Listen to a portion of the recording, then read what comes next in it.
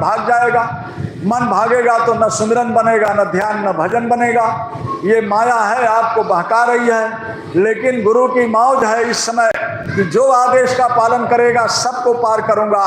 इसलिए सरल रास्ता बना दिया कि रोज सत्संग करो, रोज सेवा करो। सत्संग और सेवा का फल भजन में जुड़ा, तेरी आत्मा पार हो जाएगी। क्या आपने इस बात को सोचा है? प्रेम भाइयों, 2 घंटा माला लेकर बैठे रहो, जब मन भागता रहेगा तो कहां से सुमिरन होगा। लेकिन गुरु महाराज ने कहा 2 घंटे अगर संगत की सेवा कर दिया तो 2 घंटे भजन में जुड़ जाएगा। हाँ, आपने सोचा नहीं, कमाई का 10वां हिस्सा निकाल कर सेवा में लगा दिया, वो आपके भजन में जुड़ जाएगा। ये आपको पता नहीं है। महात्मा प्रसन्न हो गए, गुरु प्रसन्न, सब जग रूठे तो भी उसका रोम न टूटे। गुरु का आदेश ही महामंत्र होता है। यही तो वेद में लिखा है ना, ध्यान मूलम गुरु मूर्ति, पूजा मूलम गुरु पदम, मंत्र मूलम गुरु वाक्यम, मोक्ष मूलम गुरु कृपा। यही तो मूल है। गुरु के अलावा दुनिया आपके अगर मन में, अगर आपके अंदर कोई दूसरा चेहरा आ गया तो आप जान लो बहुत बड़ा धोखा हो गया। गुरु से प्रार्थना करो, रो कि हे मालिक, आपके सिवा मेरा कोई नहीं, मुझको तेरे सिवाय और कोई नहीं, रात दिन तेरी भक्ति में सोई नहीं, अंग संग उसके तब तो ही हो जाएगा। और गुरु बचा लोगे जिसको वो बच जाएगा, फिर लोगे नजर तो वो फंस जाएगा। प्रेमी भाइयों, अगर आपको सपने में भी किसी का चेहरा आ गया तो जान लो अभी भक्ति आपकी कच्ची है। स्पष्ट कह रहा वेद, क्या कर, ध्यान मूलम गुरु मूर्ति। ध्यान में केवल गुरु के अलावा किसी का चेहरा आना नहीं चाहिए। इस भक्ति को पकाओ। पूजा मूलम गुरु पदम। अगर पूजा करना है तो गुरु के अलावा आपका कोई नहीं है सहारा। इसके अलावा किसी का पूजा करोगे कुछ मिलेगा नहीं। मंत्र मूलम गुरु वाक्यम। गुरु का वचन आदेश ही महामंत्र होता है और उसका पालन करोगे तो मोक्ष मूलम गुरु कृपा। जब उस गुरु के वचन का, आदेश का पालन किया तो उनकी कृपा हो जाएगी, आपका मुक्ति मोक्ष होगा। सब कुछ तो आपके किताब में लिखा, लेकिन दुनिया में ये बाबा, कोई वो बाबा, कोई वो बाबा, दुनिया में भटकोगे।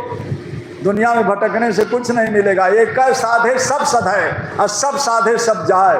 केवल एक गुरु को खुश कर लिया तो आपको इसी जन्म में पार कर देंगे।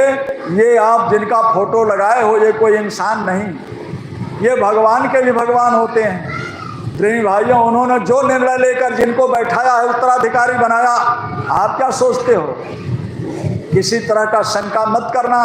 प्रेमी भाइयों, वो पूरे संत हैं, लेकिन अभी आपको अपने को खुद छिपा करके रखें। धीरे धीरे पहचान हो जाएगा।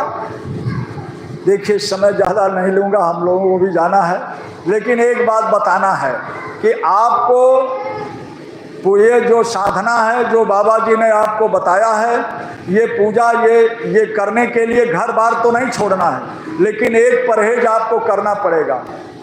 एक परहेज केवल आपको करना है। क्या करना है? बाबा जी ने कहा लोगों से बताना, शुद्ध शाकाहारी रहना, शाकाहारी भोजन करना। शाकाहारी भोजन क्या होता है? अन्न, फल फूल, साग सब्जी, दूध, घी पचाओ तो 10 बार खा लो, ये शाकाहारी भोजन है।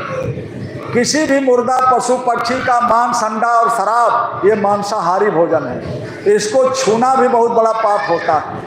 इसलिए ये लोग देखो जैकेट पहने हैं, टोपी लगाए हैं, सब बाबा जी का कहना है शाकाहारी रहना है। ये जो गांव-गांव में प्रचार होता है, ये अपने गुरु का आदेश, आपको इनका कहना नहीं है। ये गुरु महाराज का संदेश आपको पहुंचाते हैं। ये पीठ और पेट पर लिखवा लिए कि आप कम से कम पढ़ो तो सही। ये बाबा जी महाराज आपसे प्रार्थना करते हैं कि ये मानव शरीर शुद्ध शाकाहारी शरीर है, इसमें शुद्ध भोजन करो तो मन बुद्धि चित्त शुद्ध रहेगा। शुद्ध रहेगा तो माँ बहन का पहचान आएगा, और माँ बहन का पहचान होगा, आप भजन करोगे तो भजन भी बनेगा। अगर कोई भी मुर्दा पशु पक्षी का मांस आपने खा लिया तो बुद्धि अशुद्ध, आहार से अशुद्ध बुद्धि हो जाएगी। जैसा खाए अन्न वैसा होगा मन। इसलिए बाबा जी चाहते हैं कि आप शाकाहारी, केवल एक परहेज है, बाकी आप घर परिवार में रहो, खेती दुकान नौकरी करो, कौन मना करता?